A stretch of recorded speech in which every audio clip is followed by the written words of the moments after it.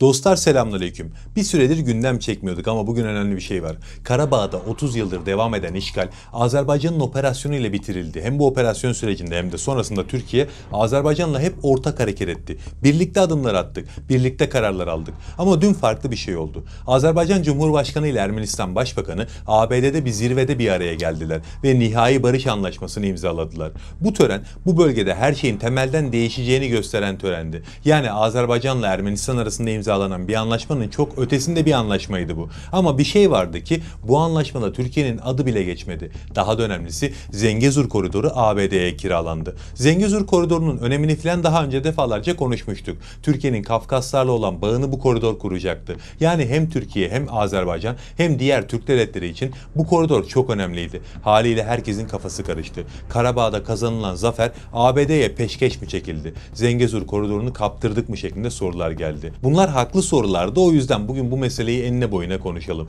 Ama her zamanki gibi kısa bir süre içerisinde. Başlamadan da kısa bir hatırlatma yapayım. Bu tarz içerikleri seviyorsanız videoyu beğenmeyi ve kanalımıza abone olmayı unutmayın.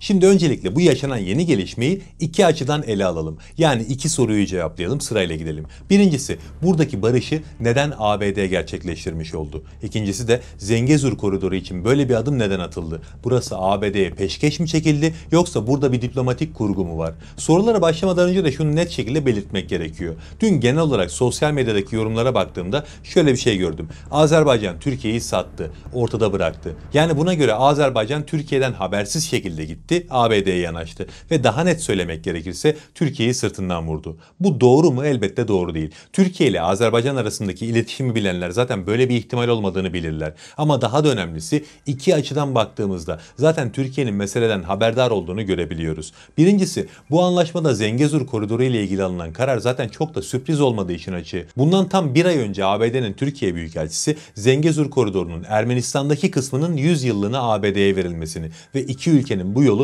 serbestçe kullanabilmesini teklif etmişti. Yani aslında barış görüşmeleri esnasında bu konu zaten konuşulan bir konuydu ve bu kadar önceden verilen bir kararı Türkiye'nin bilmeme şansı yok. Daha da önemlisi, teklifi zaten ABD'nin Türkiye Büyükelçisi getirdi. Bu birincisiydi. İkincisi de dün dikkat ettiyseniz anlaşmaları imzalandı. Daha mürekkep kurumadan Türk Dışişleri anlaşmayı desteklediğini, süreci olumlu bulduğunu ilan etti. Yani eğer ki burada Türkiye'nin haberi olmadan bir şey olsaydı zaten ya karşı çıkılır ya da karar eleştirilir ya da en azından açıklama yapılmazdı. Yani Türkiye'nin haberi olmadan böyle bir şeyin olma ihtimali zaten yoktu, olmadı da. Azerbaycan Türkiye'yi sırtından vurmaz. Şimdi gelelim esas sorulara. Barışı neden Trump sağladı? Yani bu işin başrolünde neden o olmuş oldu? Şimdi öncelikle bunun net sebebini elbette kimsenin bilme şansı yok. Ben şu an sadece kendi tahminimi, yani benim gördüğümü söylüyorum. Birincisi, zaten unutmayın ki bu bir barış anlaşması. Her barış anlaşmasında olduğu gibi bu anlaşmanın da iki tarafı var ve biri Ermenistan. Karabağ Savaşı sonrası süreçte zaten hep birlikte gördük. Ermenistan şu an ABD'ye doğru dönmeye başladı.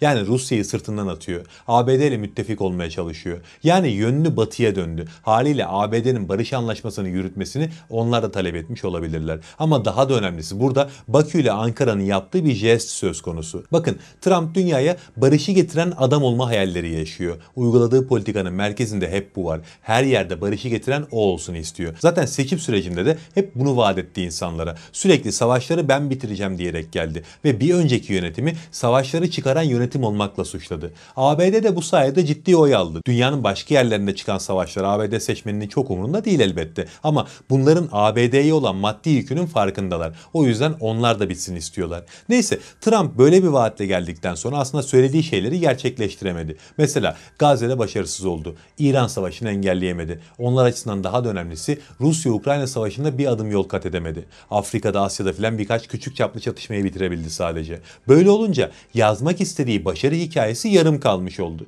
İşte Azerbaycan'la Ermenistan arasında barışı sağlaması onun için çok önemliydi. Şu an isteği gerçekleşti. Yani aslında Azerbaycan'la Türkiye Trump'ın eline bir oyuncak verdi. Tabii ki jestlere karşılık her zaman jest yapılır. Türkiye jestini yaptı, sıra ABD'de. Bakalım önümüzdeki yakın dönemde neler yaşanacak. Azerbaycan açısından bakarsanız Azerbaycan'a uygulanan ambargolar falan kaldırıldı. Ama Türkiye için de bir şeylerin geleceğini düşünüyorum. Gerçi Suriye sahasında ABD son zamanlarda iyi tavizler veriyor. Ama fazlası da olacaktır diye düşünüyorum. Bunu yakın dönemde hep birlikte göreceğiz. Ama zaten işin açığı, işin bu kısmı hiç önemli değil. Yani barış görüşmelerini kim yaparsa yapsın. Önemli olan şey barışın sağlanması. Türkiye'nin isteği zaten gerçekleşmiş oldu. Türkiye savaş bittiğinden beri Azerbaycan ile Ermenistan arasında kalıcı barışın tesis edilmesi için uğraşıyordu. O gerçekleşti. Sadece mimarı başkası gibi görünüyor. Ki zaten ortada şöyle bir gerçek de var. Mimarının başkası olması gerekiyordu. Ne kadar olursa olsun Türkiye bu savaşın bir tarafı. Barış anlaşmasını İstanbul'da imzalayacak değillerdi elbette. Sadece ABD olmazdı, atıyorum Katar olabilirdi. Ama dediğim gibi işin bu kısmı bence hiç önemli değil.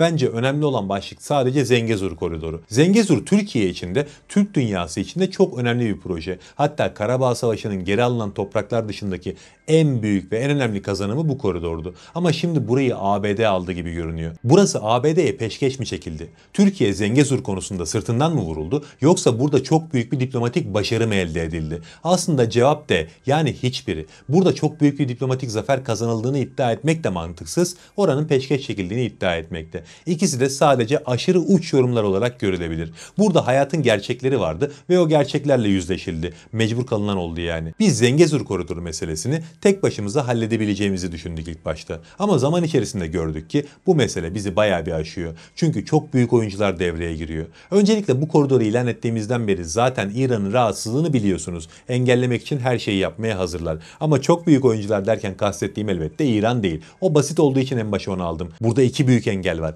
Birincisi Rusya, ikincisi Çin. Bunlar gerçekten sıkıntı çıkarabilir. Özellikle Rusya zaten her zaman Orta Asya'nın kırmızı çizgisi olduğunu söyledi bugüne kadar. Zengezur koridoru ne demek? Orta Asya'da hakimiyet tesis etmek demek. Yani bu koridora kim hakim olursa Orta Asya'da gücü elinde tutan o olur. Haliyle bu koridor meselesinde Rusya doğrudan karşımıza dikilecekti. Özellikle Ukrayna Savaşı'nı bitirdikten sonra tamamen buraya yükleneceklerdi. Bununla da kalmayacaktı. Bir de Çin devreye girecekti. Çin bu bölgede bir kuşak bir yol projesine, yani Yeni İpek Yolu projesine alternatif hiçbir güzergahın oluşmasını istemez. Bu koridor Çin'in projesini baltalayabilecek kadar önemli bir koridor. O yüzden eğer biz bu koridoru alsaydık mücadele etmemiz gereken devletlerden biri de Çin olacaktı. Yani Türkiye'nin burada İran, Rusya ve Çin'le aynı anda mücadele etmesi gerekiyordu ki bunun da çok mümkün olmadığını söylememe gerek yoktur herhalde. Bunun zor olduğu, bizi biraz aştığı görüldü ve böyle bir hamle yapıldı. Bu hamleyle birlikte Zengezur koridoru ABD'ye verilmedi. ABD burayı şirketleriyle işletecek. Buranın güvenliğini de onlar sağlayacak. İki devlet hiçbir kısıtlama olmadan bu koridoru kullanacaklar. Bizim için esas önemli olan kısım bu. Kısıtlama olmadan koridorun kullanılması. Tabii bana çok mu mutlusun bu sonuçtan derseniz elbette benim de hoşuma gitmedi. Ben de bu koridorun Türkiye ve Azerbaycan işbirliğinde işletilmesini isterdim. Ama dediğim gibi hayatın gerçekleri var ve o gerçekler şu an uygulanan senaryoyu zorunlu hale getirdi. Tek başımıza Rusya ve Çin'le baş etmemiz elbette kolay değil. Hele ki kendi topraklarımız üzerinde olmayan bir projede. O yüzden anladığım kadarıyla şu an Türkiye ve Azerbaycan Rusya ve Çin'i ABD ile dengeledi. Burada tam bir hakimiyet kurma şansımızın olmadığı görülünce taviz verildi. Hakimiyet kaybedilmedi. Benim anladığım bu. Allah'a emanet olun.